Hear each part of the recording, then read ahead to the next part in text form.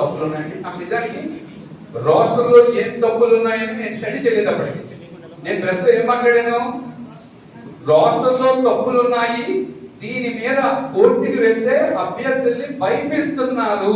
నా ఇంటెన్షన్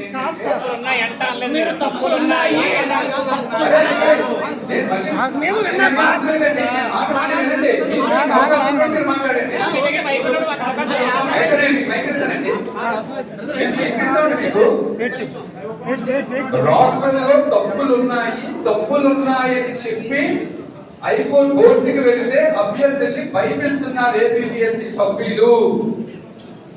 ఇది ఎంతవరకు న్యాయమో అని నేను ఆ రోజు ప్రశ్న వేశాను. ఒక విషయం ముందు నేను చెప్పాల్సింది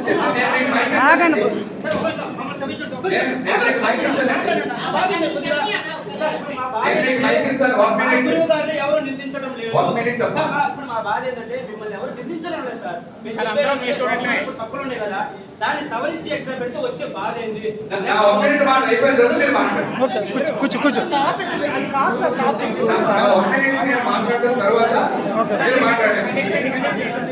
ఆ తర్వాత రాష్ట్ర తప్పులపై ఏ అభ్యర్థి కూడా నన్ను కలవలేదు. అది జరిగిన తర్వాత రాష్ట్రపై తప్పులు ఉన్నాయా లేదా అనే అంశాలను చర్చించడానికి నా దృష్టికి ఆ అభ్యర్థులు కానీ మరొకరు కానీ నా దృష్టికి తీసుకురాలేదు. ఈ మధ్య కాలంలో అంటే గ్రూప్ 2 మెయిన్స్ ఎగ్జామ్స్ దగ్గర పడే టైంలో సోషల్ మీడియాలో ట్రోల్ అవుతుంది. నాకు చాలా మంది ఒకరిద్దరు ఫోన్ చేసి సార్ ఏంటంటే సోషల్ మీడియాలో ట్రోల్ అవుతుంది అని. ఈ మధ్య అంటే మహానికి ఒక 1 వీక్ లేదా 10 days నుంచి నాకు టచ్లోకి వచ్చారు. ఆ రోజు అది జరిగింది. ఆ తర్వాత ఈ మధ్యలో చాలా టైం 8 నెలలు 9 నెలలు టైం అయిందండి. ఈ 8 నెలలు 9 నెలలు ఏ విద్యార్థులు కూడా నా దగ్గరికి గ్రూప్ 2లో రాష్ట్రంలో తప్పులు ఉన్నాయి సార్ కరెక్షన్ చేయండి అని చెప్పి నా దగ్గరికి విద్యార్థులు రాలేదండి.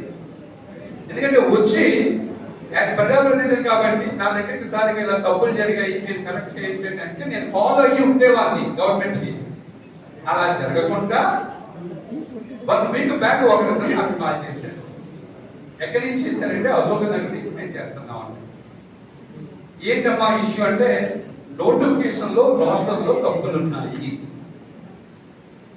దీన్ని పరీక్షను ఆపించండి అన్నారు. నేనేం చెప్పానంటే ఇష్యూ ఎక్కడ ఉంది అని అడిగాను. కోర్టులో ఉంది అన్నారు. ఒక ఇష్యూ కోర్టులో ఉన్నప్పుడు మనం జోక్యం చేసుకుంటే